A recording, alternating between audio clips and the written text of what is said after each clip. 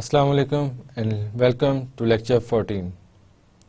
Let's have a look of today's outline. Today's outline includes recap what we have studied in our previous lectures, dividend valuation model which we have started in our previous lecture. We will continue from dividend valuation model, cost of equity, cost of preference shares.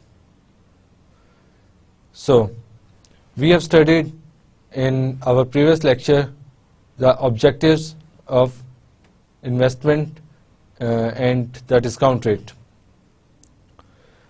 The objective includes to develop a model for the valuation of shares and bond, to use this model to estimate the cost of equity and the cost of debt, to consider further practical influences on the valuation of securities. ये वो सारी चीज़ें हैं जो कि हमने consider करनी होगी for determining cost of capital और डिस्काउंट रेट और रिक्वायर्ड रेट ऑफ रिटर्न. हमने ये भी देखा था कि what are the elements of cost of capital. उसमें हमने ये डिस्कस किया था कि it as the capital includes a number of sources of fund. तो हर सोर्स जो कि यूज़ कर रही है कंपनी, उस तमाम फंड्स को हमने कंसीडर करना होगा, उसके respective rates of return determine करने होंगे. अगर ब्रॉडर टर्मिनोलॉजी में देखा जाए तो उसमें कॉस्ट इक्विटी आता है कैपिटल के अंदर और डेट आती है. तो कॉस्ट ऑफ इक्विटी हमने इसमें यह देखा था कि it is calculated that a market value of shares is directly related to the expected future dividends. और दूसरा एलिमेंट कॉस्ट ऑफ कैपिटल में था कॉस्ट ऑफ डेट, यानी जो कि लोन प्रोवाइडर्स हैं उनकी रिक्वायर्ड रेट ऑफ रिटर्न क्या है. इन दोनों एलिमेंट्स को मिला के हम क्या डिटरमिन कर सकते हैं अपना cost of capital. And in company's perspective it will be weighted average cost of capital, यानी दोनों एलिमेंट्स का हम एवरेज लेंगे और एवरेज लेके जो रेट डिटरमिन होगा that will be called weighted average cost of capital. तो यहाँ पे मैं आपको ये भी बताते चलूँ, जो ये ए लिखा हुआ है ये सिर्फ ए नहीं है, इसमें जो चीज़ें आ रही हैं वो हम डिस्कस करेंगे जब हम कॉस्ट ऑफ डेट पे पहुँचेंगे. तो उस पे उसके ए के अंदर जो चीज़ें आ रही हैं उनको डिस्कस करेंगे. इसके बाद फिर हमने डिविडेंड वैल्यूएशन मॉडल को शुरू किया था. उसमें थियोरेटिकल मॉडल को डिस्कस कर रहे थे. उसमें हमने ये देखा था कि जब market value is linked with the future is the present value of discounted future dividends, यानी कि टाइम 1 पे जो डिविडेंड पे हो रहा है, टाइम 2 पे जो डिविडेंड पे हो रहा है, उन सब को हमने रिक्वायर्ड रेट ऑफ रिटर्न पे डिस्काउंट किया और उसके प्रेजेंट वैल्यू कैलकुलेट करके उनको सम अप किया तो मार्केट वैल्यू निकल आई.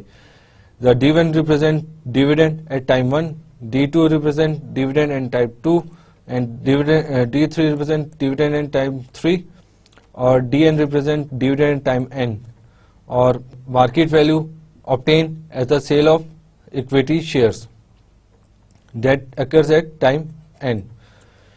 इसके बाद हमने ये देखा था कि अगर dividend is paid at a constant rate तो वो क्या होगा, जब ऐसे कैश फ्लोस जो कि कांस्टेंट फ्लो हो रहे हैं सेम अमाउंट पे टू द इन्वेस्टर, तो उसको हम क्या कहते हैं, perpetuity cash flows.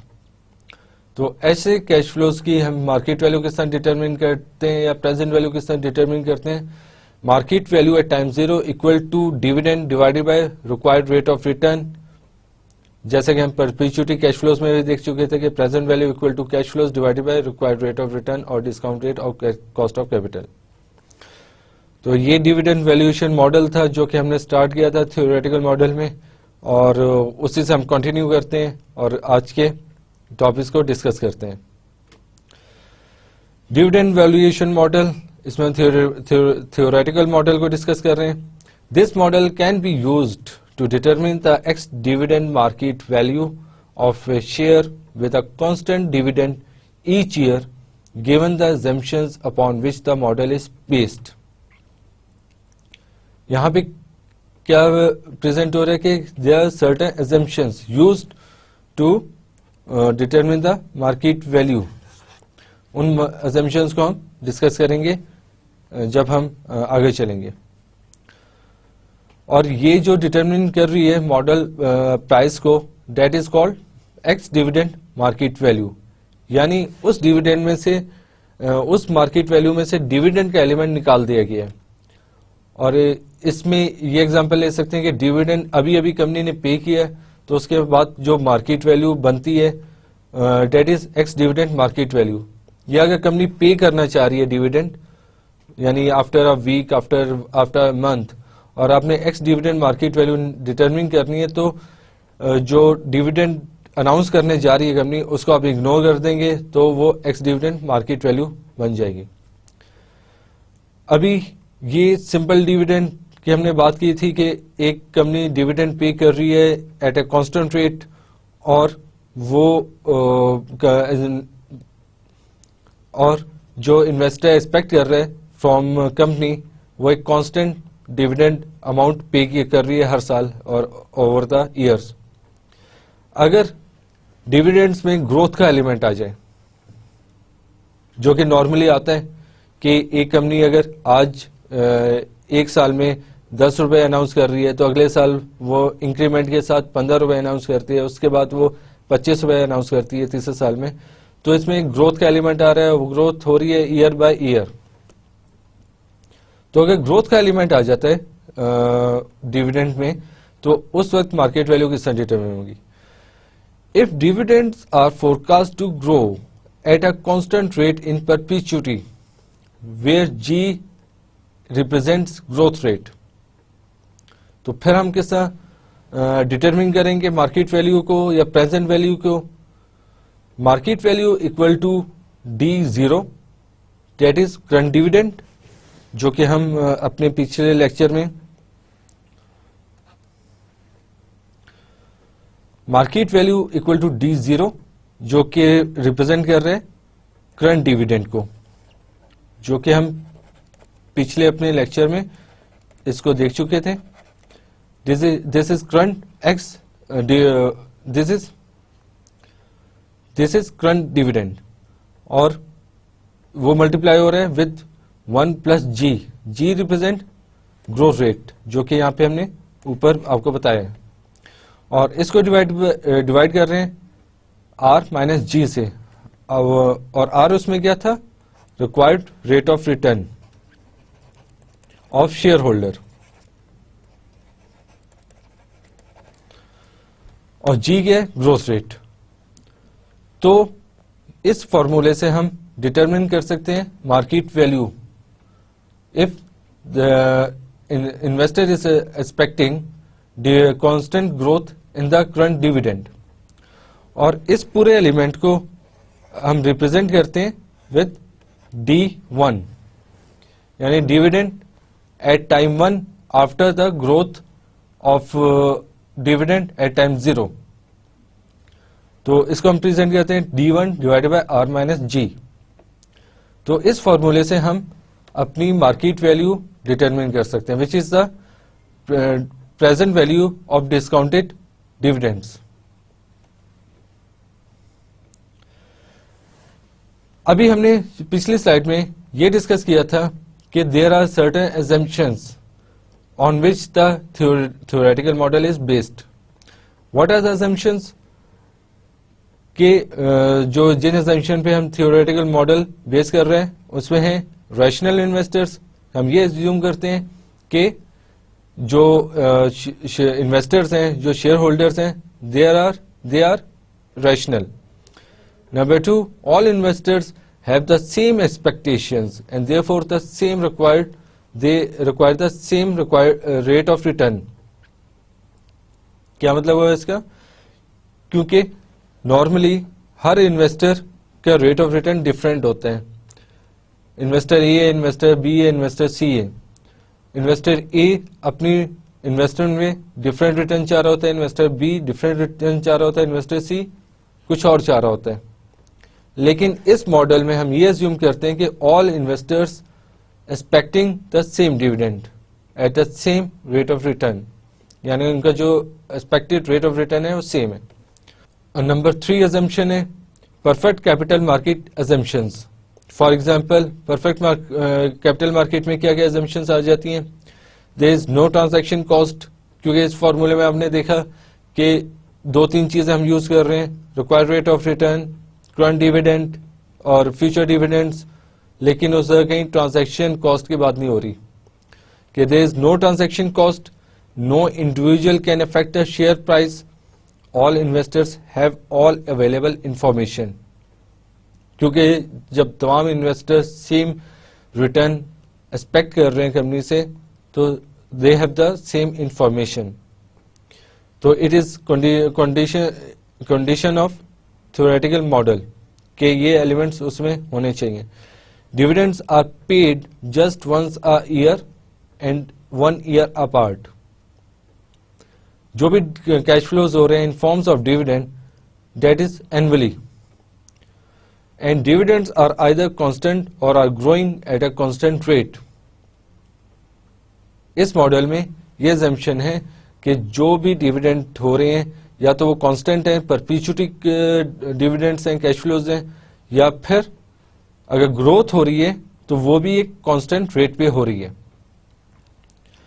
Using the dividend valuation model, the model in its most simple form with constant dividends can be used to estimate the theoretical fair values of shares. These are the assumptions which are used in valuation when an investor is valuing his investment. इसकी illustration हम देख लेते हैं ताकि concept और जो formula हमने discuss किया है वो clear हो जाए। Suppose that a share has a current X dividend market value of 80 pence. X dividend market value current किससे हम रिप्रेजेंट कर रहे थे? आपने ऊपर जैसे देखा था कि current X dividend market value हम शो कर रहे थे MV0 से। वो कितनी है? 80 pence. And investors expect a dividend of 10 pence per share to be paid each year. It means it is a perpetuity cash flow, यानी सेम डिविडेंड पे हो रहा है ओवर अ पीरियड, तो it is perpetual cash flow. 10 pence per share to be paid each year as has been the case for the past few years.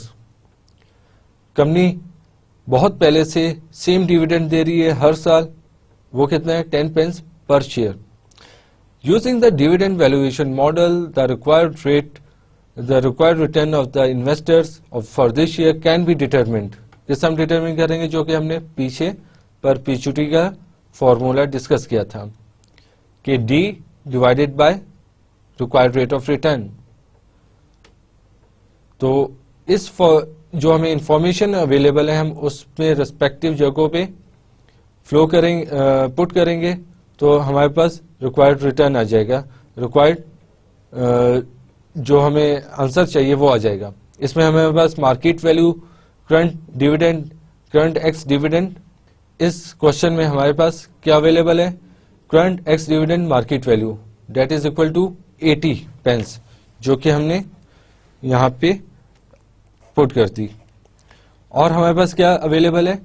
Current जो dividend है perpetual, जो कि constant है, वो हमारे पास है, डेट इज 10 pence। तो हमारे पास क्या बचा? रिक्वायर्ड रेट ऑफ रिटर्न हमने डिटरमिन करना है ऑफ इन्वेस्टर। तो इसको हमने रीअरेंज किया फॉर्मूले को, तो हमारे पास क्या आ गया? 12.5%। तो इन्वेस्टर कितना एक्सपेक्ट कर सकता है अपनी, अगर वो इस कंपनी में इन्वेस्ट करता है, इन्वेस्टर एक्सपेक्ट करेगा 12.5% required rate of return from this investment. तो इस तरह इस फॉर्मूले को हम यूज करते हैं for calculating required rate of return और market value. Investors will all require this return from this share as they all have the same information about the risk of this share and they are all rational. जो कि हम पीछे assumptions में discuss कर चुके हैं। तो जब आप सॉल्व करेंगे इस सिनेरियो को, उसमें आपने ये ऐड करना होगा कि इन्वेस्टर्स विल और रिक्वायर, यहाँ पे क्या इंपॉर्टेंट जो कि हमने डिस्कस किया था अपनी assumptions में कि all investors require the same return.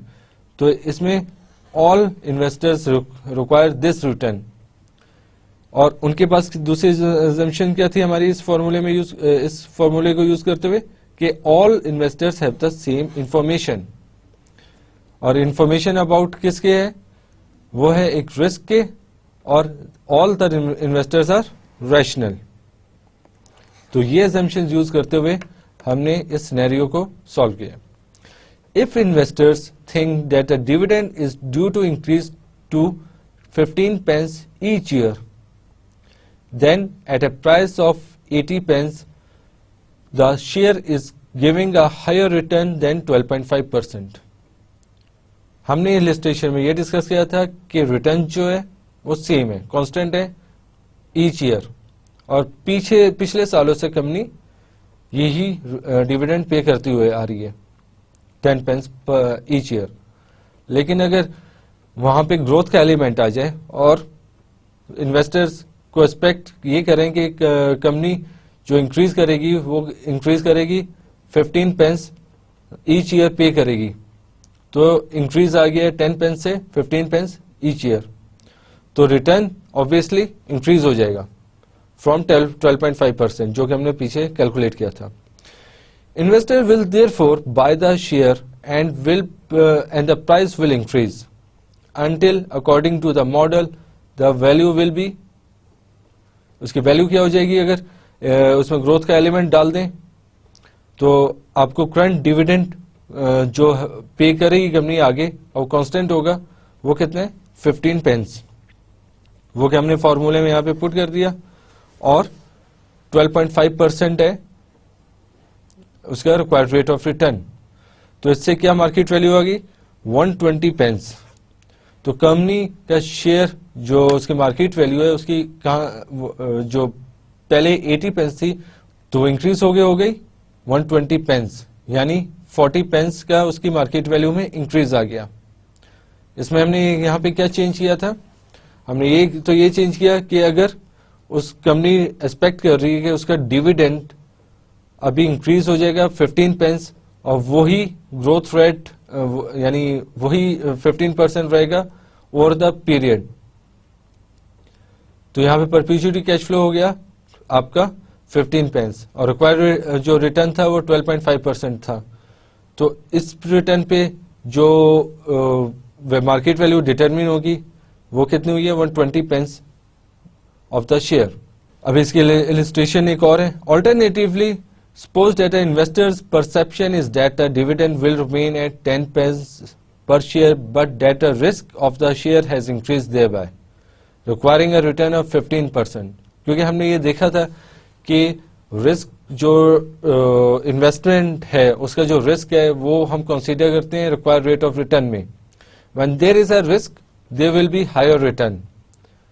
तो इस सिनेरियो में इन्वेस्टर का जब रिस्क प्रोफाइल इंक्रीज हो गया तो उसका रिक्वायर्ड रेट ऑफ रिटर्न भी इंक्रीज हो गया। कितना हो गया 15%, और डिविडेंड सेम है 10 pence each year। If the share only gives a return of 12.5% on an 80 pence share price, then investors will sell and the price will fall। ये एक नॉर्मल मार्केट का सिनेरियो है कि जब प्राइस हाई हो रही होती है तो इन्वेस्टर्स उसमें परचेज करना शुरू कर देते हैं, और जब मार्केट वैल्यू डाउन होना शुरू होती है तो इन्वेस्टर्स उसको सेल करना शुरू कर देते हैं।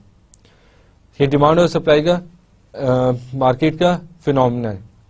The fair value of the share according to the model will be, क्योंकि जब शेयर्स में ट्रेडिंग शुरू होगी और तो फिर उसकी जो मार्केट वैल्यू है वो चेंज हो जाएगी।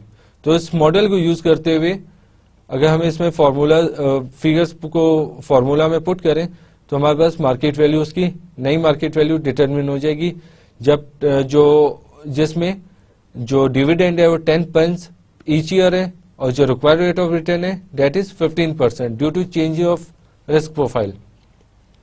तो इससे हमारे पास मार्केट वैल्यू आ गई 66.7 पेंस।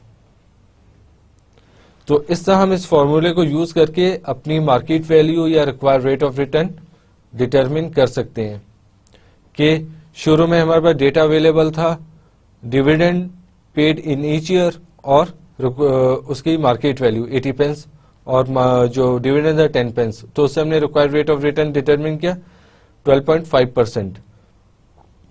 और उसके बाद इन्वेस्टर्स ने ये एक्सपेक्ट किया कि डिविडेंड इंक्रीज हो रहा है और जो डिविडेंड इंक्रीज हो रहा है वो रहेगा कांस्टेंट ओवर द पीरियड, या डिविडेंड को आप ये अज्यूम करें कि डिविडेंड था 15 पेंस ईच ईयर, तो 12.5% पे आप जो अगर इन्वेस्टर का रेट ऑफ रिटर्न था उस पर मार्केट वैल्यू डिटरमिन करें तो उसकी मार्केट वैल्यू आपको 120 पेंस मिली थी। अगर उसी सिनेरियो में एक और चीज डाली जाए कि रिस्क प्रोफाइल चेंज हो गया, उसकी वजह से उसका discount area cost of equity change हो गया जो कि हो गया 15%, तो उससे मार्केट वैल्यू आपकी निकल आई 66.7 पेंस। तो इससे आप मार्केट वैल्यू और required rate of return determine कर सकते हैं सिनेरियो में चेंज करके, और उससे आप आइडिया लगा सकते हैं कि क्या मार्केट वैल्यू और मार्केट का फिनोमेना क्या हो जाएगा। जब मार्केट वैल्यू डिक्रीज हो रही है तो और इन्वेस्टर्स उसमें सेल करना शुरू कर देंगे, और जब वो एक्सपेक्ट करेंगे मार्केट वैल्यू इंक्रीज होगी तो इन्वेस्टर्स उसमें इन्वेस्ट करना शुरू कर देंगे। डिविडेंड वैल्यूएशन मॉडल में कुछ इंपॉर्टेंट चीजें, it is to be noted that it is the only model for the determination of market value of equity.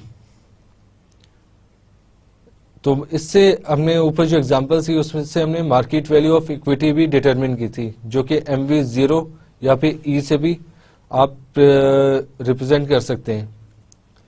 तो it is the only method model for the determination of market value of equity. It should also be noted that if the company does not pay dividend in any period, the shareholders would recover the same return through capital gain. क्योंकि वहां पे एक question ये भी rise हो सकता है जबकि कि अगर डिविडेंड ही नहीं है तो फिर मार्केट वैल्यू किस तरह डिटरमिन होगी। तो उस सूरत में इन्वेस्टर्स के लिए क्या रेट ऑफ रिटर्न होगा, जो क्या रिटर्न होगा कैपिटल गेन, क्योंकि हम अपने बेसिक इंट्रोडक्शन में भी ये देख चुके थे और डिविडेंड वाले लेक्चर में भी ये देखा था कि जो शेयर होल्डर है उसके लिए रिटर्न किस फॉर्म में हो सकता है, from his share investment either in form of dividend or capital gain by selling the shares. तो अगर कोई कंपनी कोई ऐसी है कि वो डिविडेंड नहीं दे रही ओवर द पीरियड, तो उसमें मार्केट वैल्यू किस तरह डिटरमिन होगी, थ्रू कैपिटल गेन, यानी कि इन्वेस्टर इस शेयर को सेल करके कितना प्रॉफिट अर्न कर सकता है। अगर वो टाइम 1 पे या टाइम 2 पे सेल कर रहा है, वहां से जो उसे इनफ्लो हो रहा है उसको डिस्काउंट करके प्रेजेंट वैल्यू पे लेके आए तो उसका वो मार्केट वैल्यू होगी। Since the company would invest the same retained amount in some profitable venture which would automatically affect the share market price of the company। ये चीज हम डिविडेंड वाले लेक्चर में डिस्कस कर चुके थे कि कंपनी जब डिविडेंड नहीं पे कर रही होती तो उसके पर्पस क्या हो सकता है, आइदर तो invest in new investment new venture में, या फिर वो अपने कोई और ऑब्जेक्टिव्स को फुलफिल करना चाहती है, या फिर डिविडेंड पे कर देती है।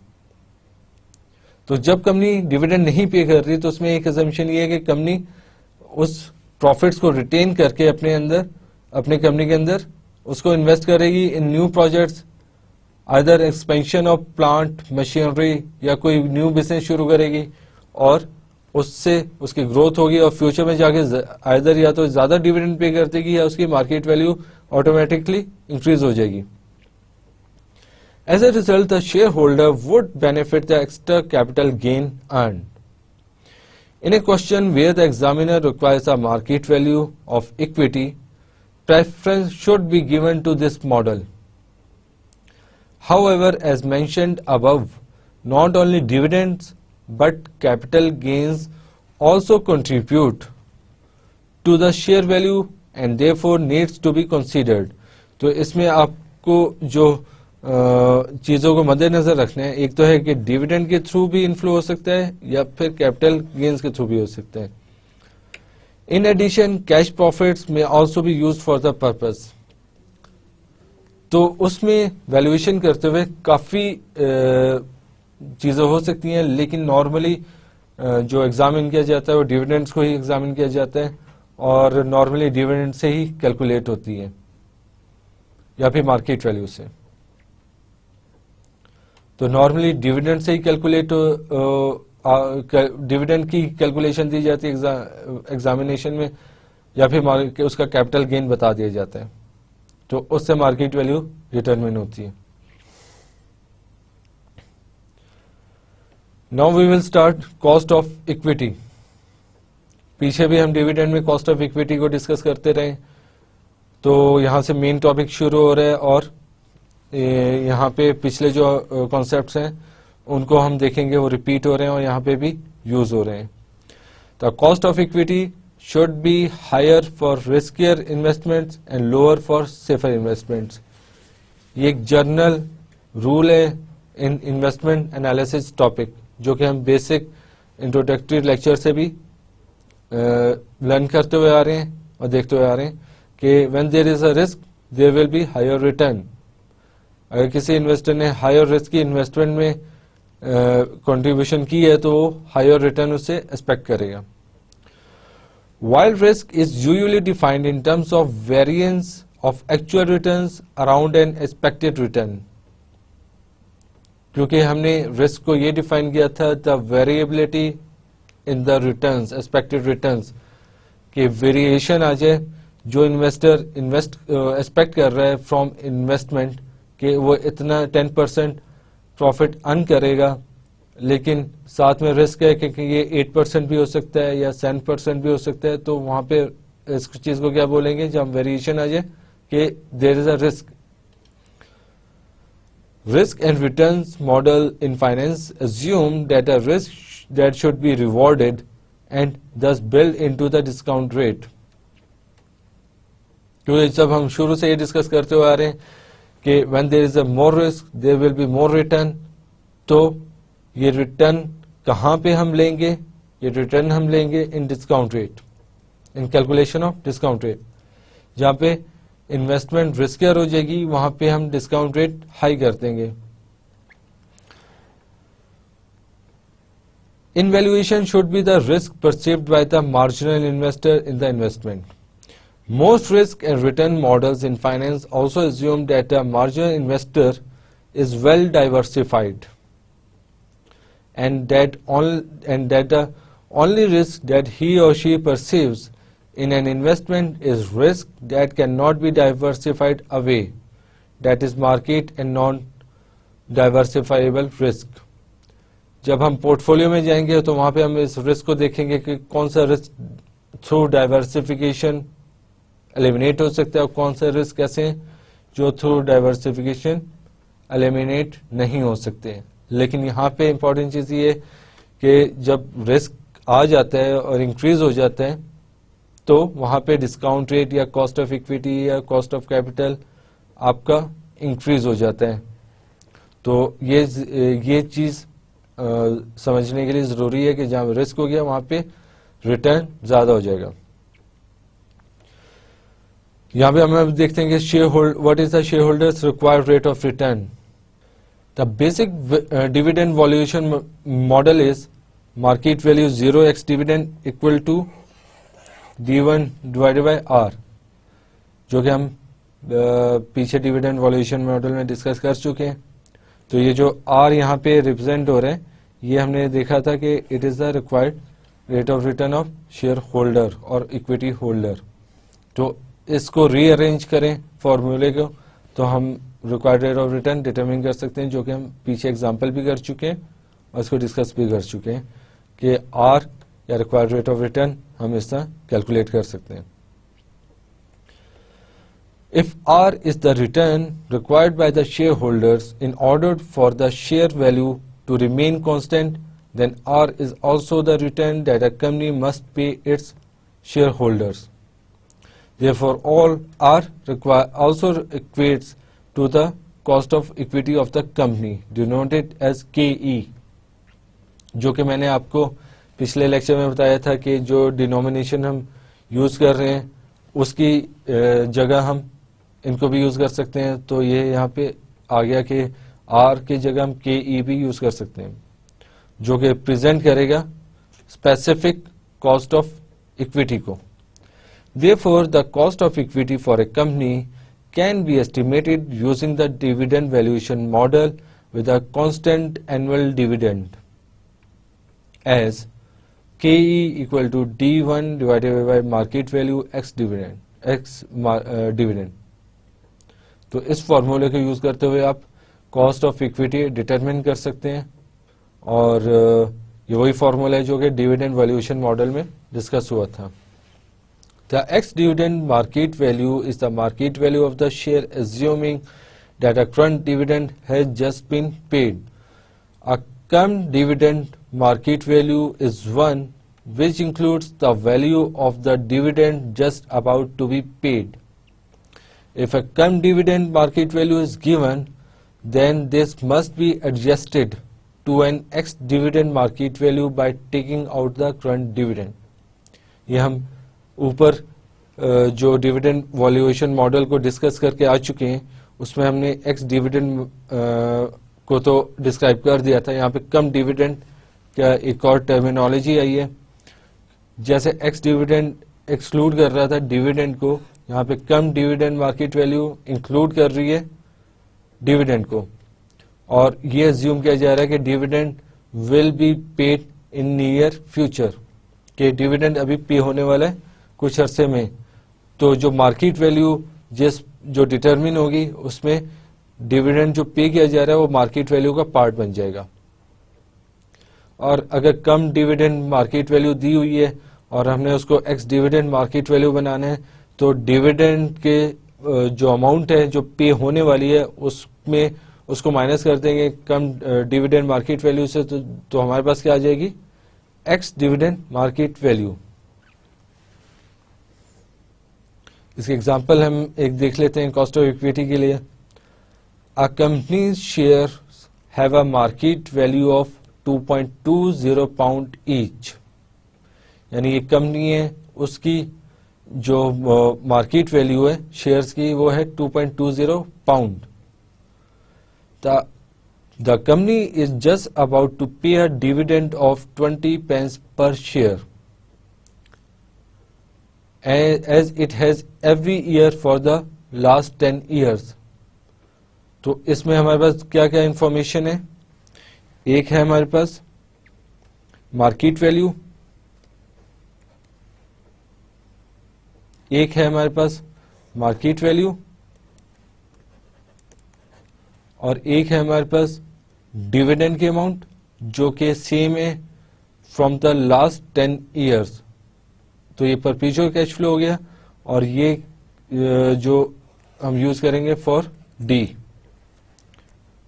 तो इसमें हमने what is the companies cost of equity, हमने क्या डिटरमिन करना है कि इस एग्जांपल में कॉस्ट ऑफ इक्विटी क्या होगा।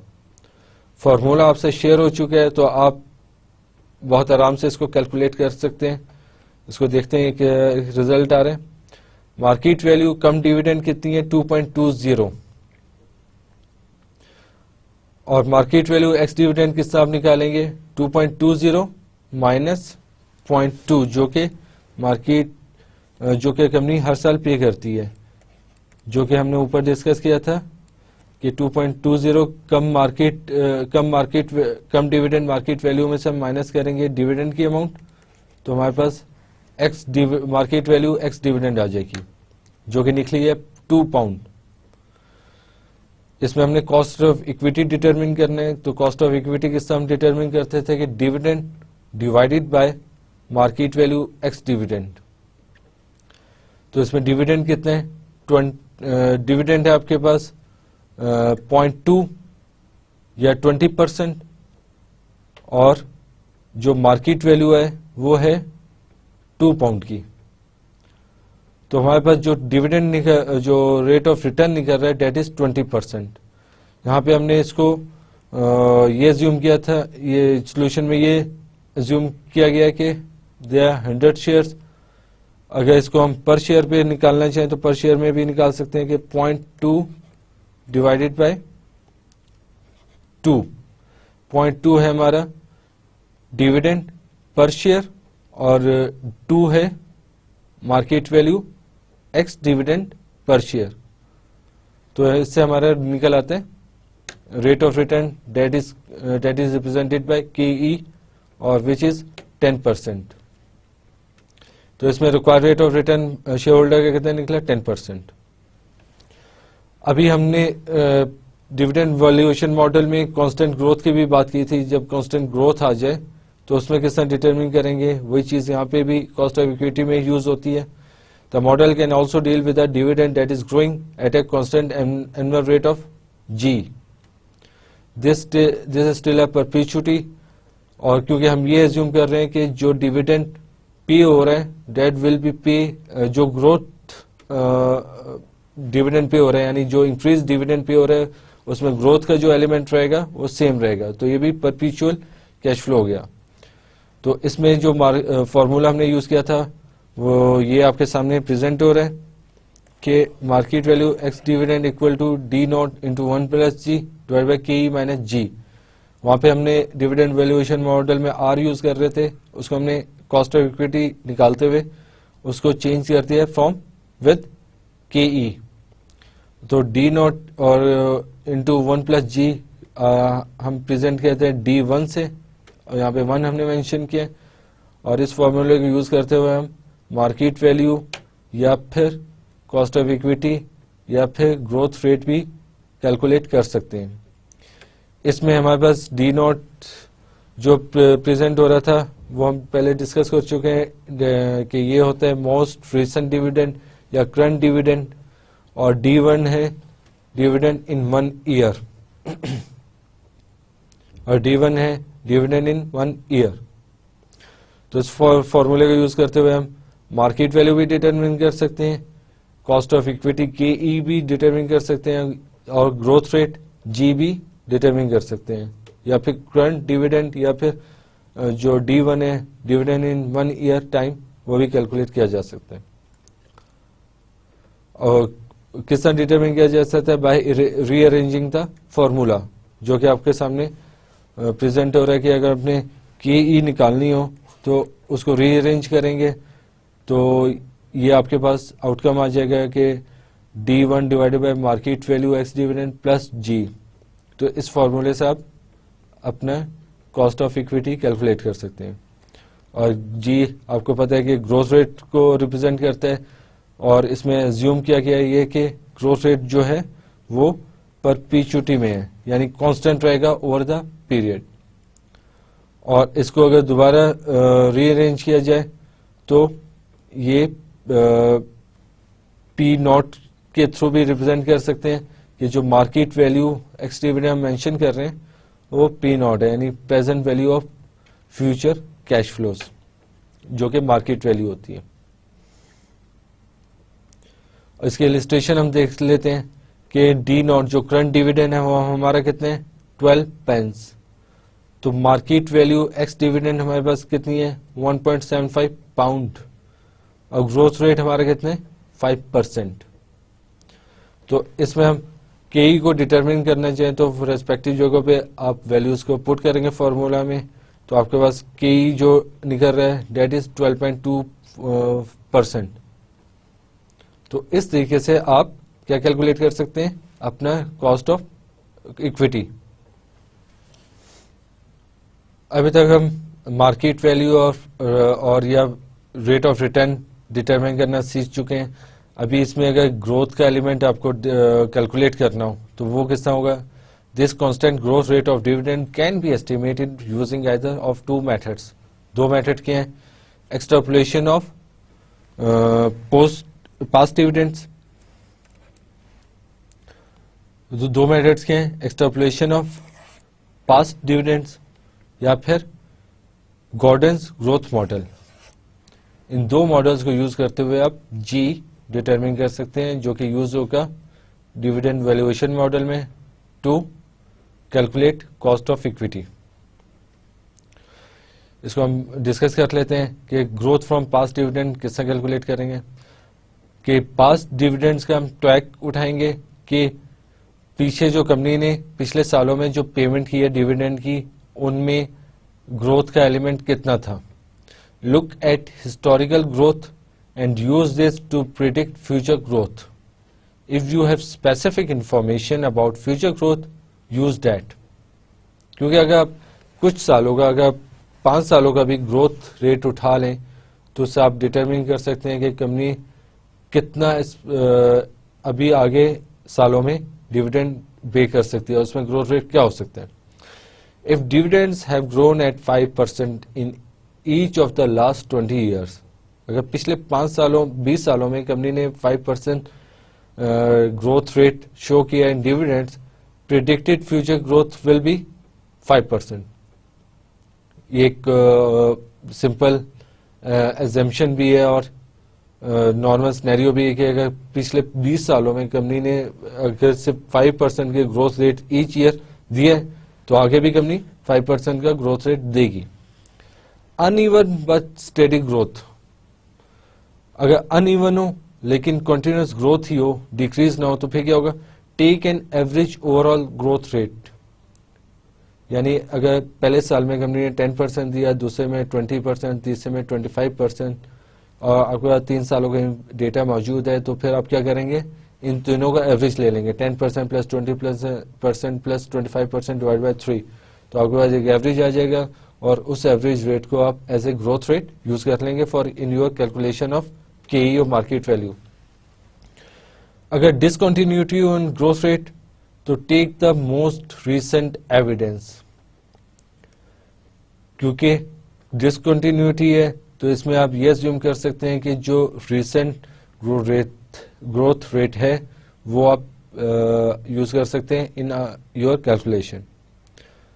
New company with very high growth rates take care. New company with very high growth rates, इसमें आपको बहुत ज्यादा एहतियात करनी होगी।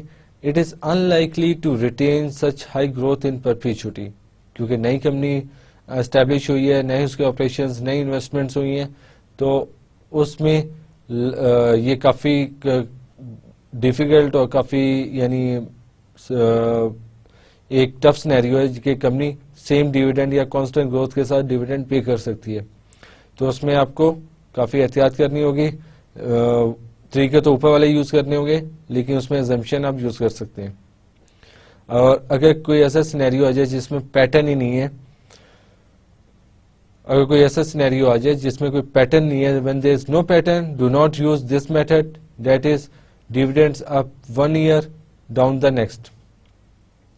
उसमें आपको क्या करना होगा कि एक डिविडेंड्स अप 1 ईयर और डाउन द नेक्स्ट, कि डिविडेंड एक कंपनी ने पहले साल में 10 रुपए दिया, दूसरे साल में उसने कुछ नहीं दिया, तीसरे साल में उसने 5 रुपए दिया और चौथे साल में उसने कुछ नहीं दिया और आगे कुछ भी नहीं दिया, तो इसमें पैटर्न कोई नहीं आ रहा।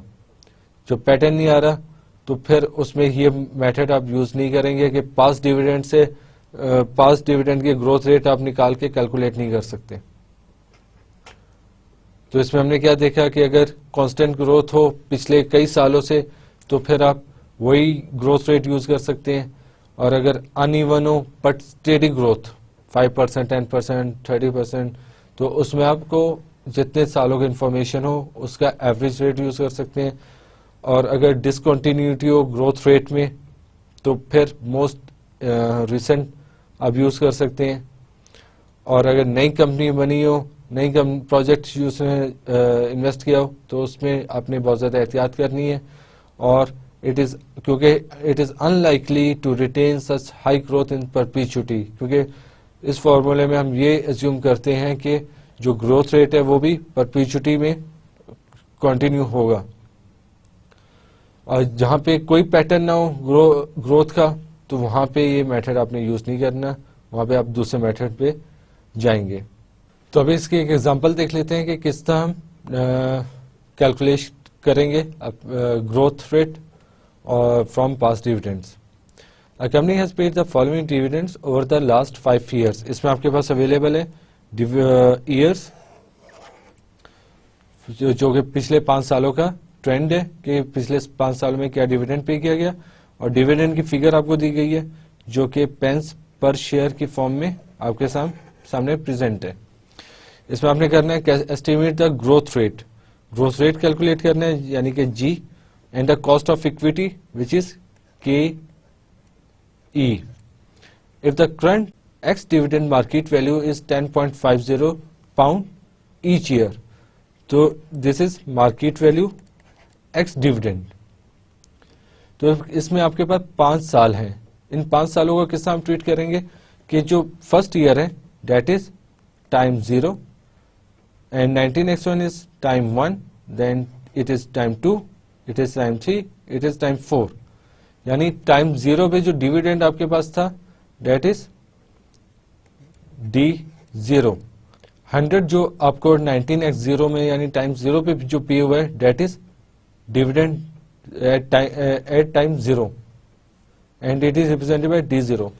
और जो 145 है वो आपके पास यानी जो फ्यूचर में एट टाइम 5 जो आपके पास अमाउंट आई है, तो दिस इज अ एन जो टाइम ईयर 5 के एंड पे आई है। लेकिन जो टाइम आप जो पीरियड आप यूज करेंगे दैट इज टाइम 4, यानी 4, ये चौथा साल है जो कि जिसमें आपके पास इंफॉर्मेशन के मुताबिक डिविडेंड है 145। तो इसमें हम किस तरह कैलकुलेट करेंगे अपनी ग्रोथ रेट को और कॉस्ट ऑफ इक्विटी को, वो देख लेते हैं कि आपके पास 19x0 से 19x4 का डेटा अवेलेबल है। 4 चेंजेस इन डिविडेंड जो कि पीछे हमने देखा कि टाइम 0 से लेके अगर हम चलें तो टाइम 4 तक जो 5th ईयर बनता है वो दैट इज 145।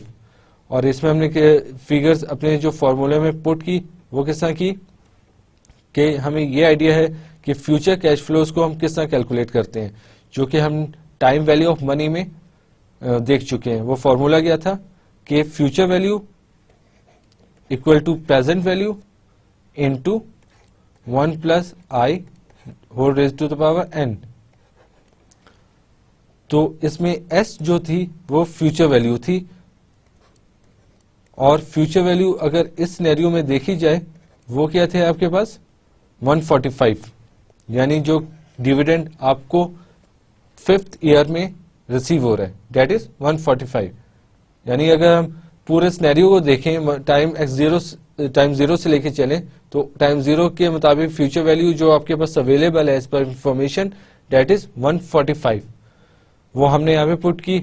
और जो प्री है that is the current price current inflow at time 0, तो वो कितनी थी 100, उसको हमने मेंशन किया था D0 से अपने एग्जाम्पल के क्वेश्चन में। और आई क्या है, आई की जगह हम ग्रोथ रेट ले लेते हैं, और एन है हमारे पास टोटल 4 ईयर्स, 4 साल, क्योंकि 4 सालों में चेंजेस आई हैं। टाइम 0 पे आप स्टैंड होके देखें तो अगले 4 सालों में जो चेंजेस आएंगी तो आप टोटल पीरियड जो चेंजेस क्या लेंगे टाइम 4, जो कि हमने यहाँ पे अपने इस जो फॉर्मूला है उसमें पुट कर दिया। तो रेस्पेक्टिव जगह में हमने पुट कर दिया तो हमें बस जो ग्रोथ रेट निकला that is 9.7%।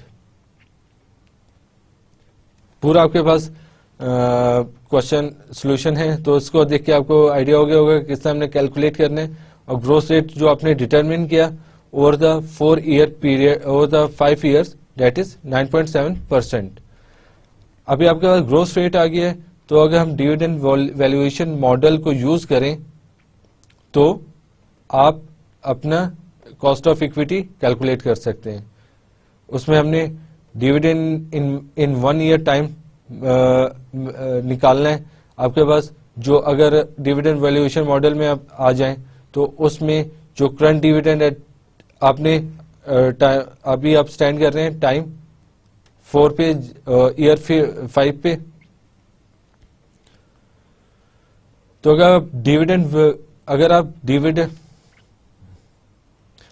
Dividend valuation model पे आ जाएं तो उससे आप कॉस्ट ऑफ इक्विटी डिटरमिन कर सकते हैं। कॉस्ट ऑफ इक्विटी निकालने के लिए आपके पास जो करंट डिविडेंड है वो आप लेंगे, डेट इज 145, उसमें ग्रोथ का एलिमेंट डालेंगे, ग्रोथ का एलिमेंट आपके पास है वो 9.7%, और तो उस मार्केट वैल्यू जो है आपके पास वो आपको पता है कि 15.50, तो डिविडेंड आपकी अमाउंट डालेंगे करंट डिविडेंड की जो कि है 145, और ग्रोथ रेट फैक्टर आपके पास है 9.7%, और जो मार्केट वैल्यू है दैट इज 10.50 पाउंड पर share, and that is ex dividend.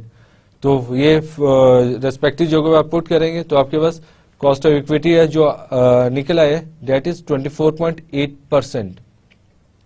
इस फॉर्मूले में आप ये देख रहे होंगे कि ये यहाँ पे हम ऐड कर रहे हैं जी को अलहदा से, क्योंकि आपको मालूम है कि जब डिविडेंड ग्रोथ हो रही है ईच ईयर, और अगले साल भी जो कमिंग ईयर है उसमें भी ग्रोथ का एलिमेंट आएगा, तो आपने यहाँ पे अलहदा से एक ग्रोथ का फैक्टर ऐड किया तो फिर आपका कॉस्ट ऑफ इक्विटी सही डिटरमिन होगा, एंड दैट इज 24.8%।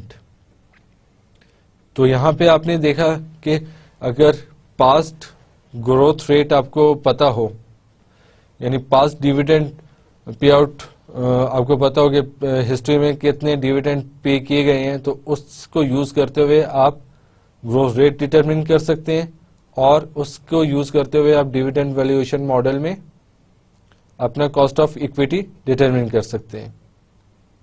तो ये था dividend growth rate determination using past dividends. अभी जो दूसरा हमने मेथड बताया था for calculating growth rate, that is Gordon's growth model.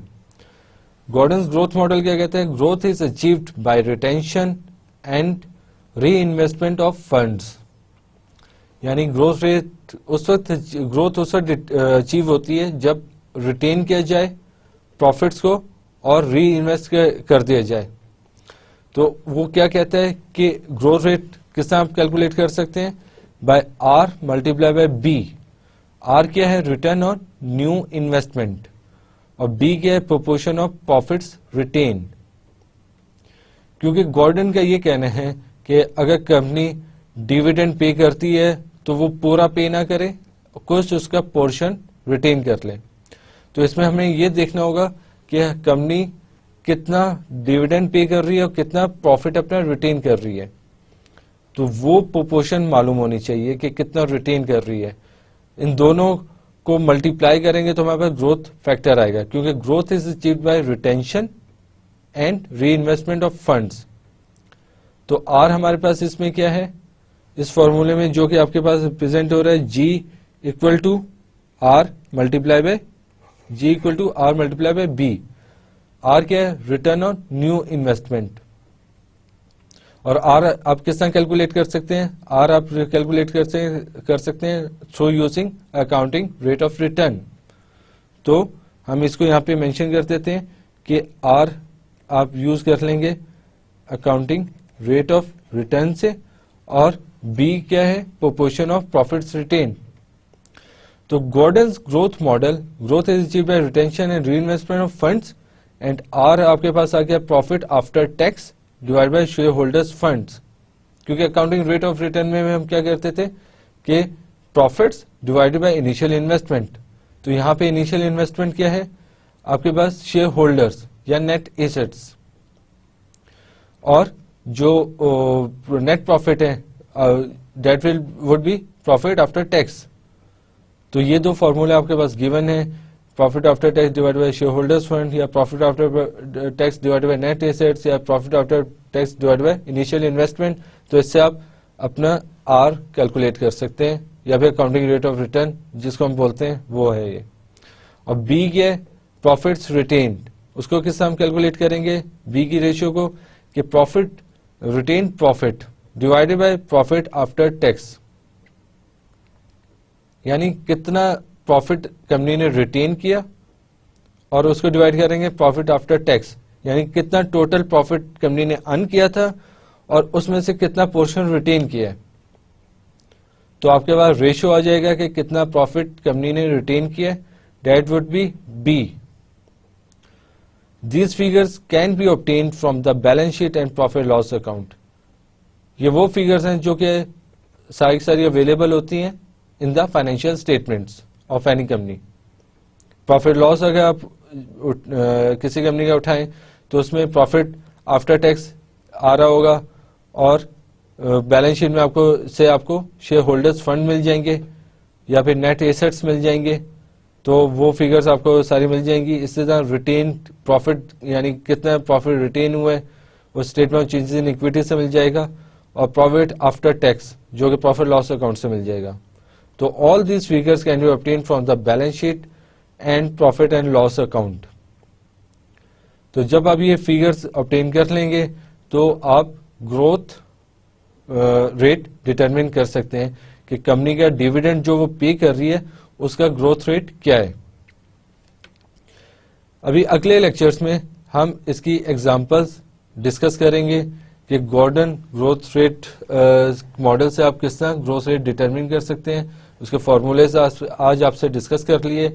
कल हम उसकी एग्जांपल देख लेंगे ताकि ये कॉन्सेप्ट क्लियर हो जाए और उसके बाद हम कॉस्ट ऑफ इक्विटी में अपने जो हमारा लास्ट टॉपिक था कॉस्ट ऑफ प्रेफरेंस शेयर जो कि हमने डिस्कस करना था, लेकिन आज हम अपना लेक्चर यहाँ पे आज हम यहाँ पे अपना लेक्चर ख़त्म करते हैं और कल इसके एग्जाम्पल से शुरू करेंगे गॉर्डन्स ग्रोथ मॉडल से कि एग्जाम्पल से और कॉस्ट ऑफ प्रेफरेंस शेयर्स देखेंगे. उसके बाद हम कॉस्ट ऑफ डेट डिस्कस करना शुरू करेंगे. So thank you very much. अस्सलाम वालेकुम.